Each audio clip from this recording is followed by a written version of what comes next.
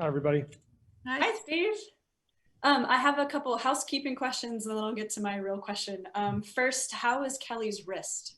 He's good. He's fine. He just went through full practice, scrimmage the whole time, and he's good to go. Okay. And is Draymond's ankle okay? Yes, he practiced as well, and both guys are fine. Excellent. Steph Curry had an awesome All-Star weekend, and he also gave us a quote for the ages. He said, "I have a lot to accomplish. I don't have anything to prove." What do you think about that quote? He's exactly right. It's a great position to be in as a player. Not that I ever, made it that far, but just, having that sense of comfort in your own skin to know that, you've accomplished so much. You don't have to prove anything to anybody, and yet you still love the game. And you still have a lot to offer, and still lots ahead of you. I think it's probably the most comfortable spot to be in, as a professional athlete. It's for every guy. Every guy has a different set of circumstances, and most guys are just fighting to, hang on to their jobs and continue playing in the NBA. And for Steph, what a great spot to be in, and as a result, I think he's playing at a really high level. I don't know if it's longer than did you get through? Did you get through all like the testing and everything, and everyone's clear for tomorrow? James missed a test over the weekend, so he did not practice tonight. I don't know what it means for tomorrow. Okay. Do you know when you will know? I don't. Okay. He missed it during the break? Mm-hmm. Gotcha. I don't know if today was a longer than normal practice for you guys, but you got 35 games coming up in the next 66 days. How important are practice days like today? They're crucial. Every practice we have is crucial, but especially the ones where we can actually get some work in. The practice after the All-Star break is always an important one because you got to blow it out. You got to get your legs back underneath you, but you also have to get your mind right. And so tonight was a very important practice, and we needed the work. And then looking ahead, given how condensed this season is more than usual, do you already have an expectation of how many practices you guys will be able to get in? No. We just take it week by week, and it always depends on the health of the players. And this year, more extenuating circumstances given all the testing and everything else. For example, we will not have a shoot around tomorrow based on league protocol. Is James's missed test disappointing from your perspective, or was it excused? I mean, can you give us any more details on that? Well, it was a mistake. He just forgot, and so it's disappointing because he could have used the practice tonight, and we needed him out there. And so it's disappointing that he made the mistake. You talked a lot before the break about kind of potentially altering your rotation coming into the second half. How much more did you think about that over the break, and where are you at kind of going into the second half on that? Well, I thought about it a lot. Watched. First of all, I had a great break, so I didn't, spend the entire time in a cave watching tape. But I did watch several games, sort of strategically thinking about lineups and certain combinations, that sort of thing. And there will be some changes in tomorrow night's game. I'm not going to tell you what they are, but there will be some rotational changes for sure. Well, shoot, Steve, what did you do over the break? Played golf.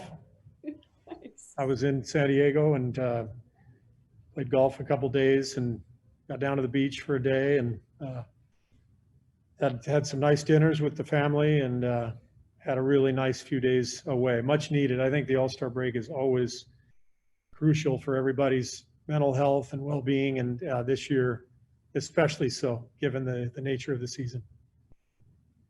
Seems like everybody else had a good break too, just talking to the guys everyone was in a pretty good frame of mind coming in. Hey, Coach, Anthony Flores with NBC Bay Area. You know, the first half was kind of a roller coaster. When you guys had your highs, they were really highs. Your lows were really low. What do you expect in the second half of the season?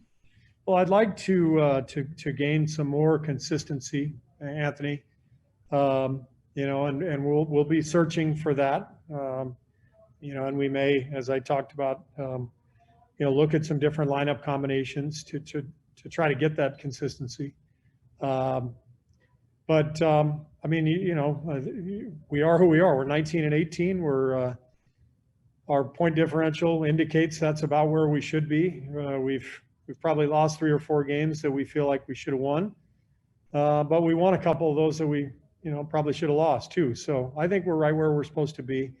But I'm very confident that we can get better, and that over the course of the final 35 games, we will make some really good strides.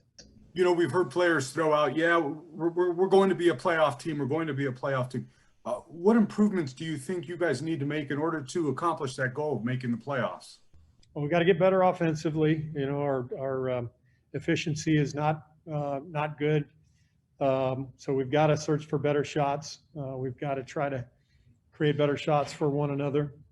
Our defense, for the most part, has been good. I think we're ranked 6th in the league, but we need to make improvements there. The last few games were not our best effort defensively, and so we've got to re-engage at that end of the floor, really tighten some things up, and try to put it together. I think we asked you about this when oh, sorry, go ahead. Oh, thanks, Janie. Sorry. I think we asked you about this when the second half schedule was first released, about these first 3 games, Clippers, Utah, Lakers. Now that it's actually here, are you glad that you're starting out the second half with that 1-2-3 punch, or is there part of you that wished maybe just a couple days in to assess where you guys are at? Yeah, I mean, to be honest, Kendra, I don't even give it any thought because it doesn't really matter. The schedule is what the schedule is, and it all balances out by the end of the year anyway. And so we're in a little bit of a spot, having lost 3 in a row, and facing 3 great teams. But where we're trying to go, we got to play all these teams anyway at some point. So I don't give it a whole lot of thought. I just try to get the team ready and try to get us playing at our peak. Steve, when you make a change, a rotational change like you mentioned earlier, are you hoping to see a different style of play, or just more efficiency in some of the things that you just mentioned, such as on offense, or is it a combination of both? I mean, will what the changes you make potentially create a different style, a different look? Again, well, it's not so much a different style as it is, just trying to find combinations that complement one another and that can develop consistency at both ends. Combinations that can be solid defensively, but they can also generate shots for each other and generate better offense. And as I mentioned, we've struggled offensively for much of the year, and so we'll look at some different combinations and try to see if we can give ourselves a spark. And is that part of the challenge when your season was cut short last year, and you didn't have the time together that you usually would? I mean, these things are still developing with a somewhat young team, midway through a season.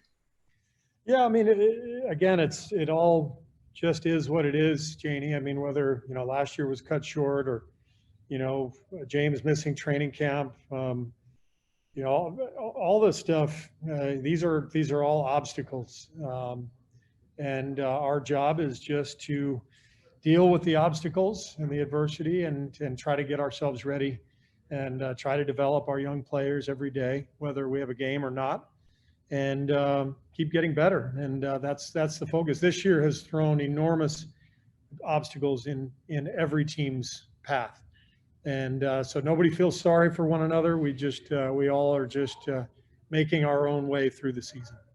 Steve, just to clarify on James' situation, did he travel during the break, or was he in San Francisco the whole Oh, time? he was in San Francisco, and And- he's on the trip.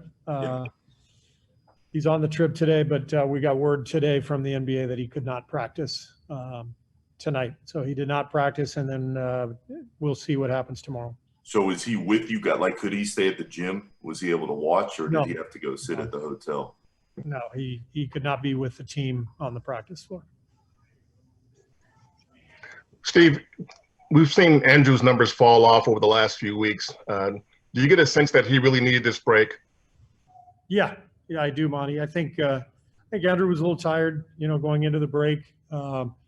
He's had a pretty big role defensively, guarding the toughest players in the league night after night, and a lot of games, a lot of minutes, and so this it was a very natural time for Andrew to maybe feel a little fatigued, and I think I talked to him. He had a great break with his family, and I think he'll be refreshed and recharged. Are you able to get a sense for how it affected him that his numbers did drop off? No, I didn't talk to him about that. I mean, players, especially a guy like Andrew, who's been in the league for a while now, you sort of come to grips with that. There's a lot of ups and downs in this league, and you just have to keep plowing forward.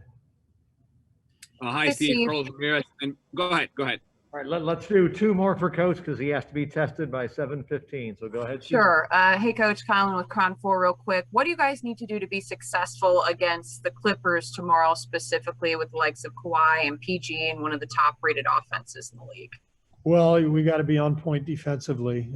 They're a great team, tough team to guard. A lot of really good individual scorers, and so you have to be able to guard them one-on-one. But you, at the same time, you've got to be able to help each other and to tighten up the backside of your defense, not give up easy stuff. But they're one of the best teams in the league, so we've got a big challenge. Hi, Steve. Carlos Ramirez, NBC Bay Area and Telemundo. How important and different was this break compared to other breaks you've had with other teams? I mean, with COVID, with all that's happened in the country and the world, how is this different? Well, I've never had to take tests every day and overnight them to a lab in an all-star break before. So that was the main difference. Other than that, it was very similar. You get to get away and take a breath. And as I said, it was much needed.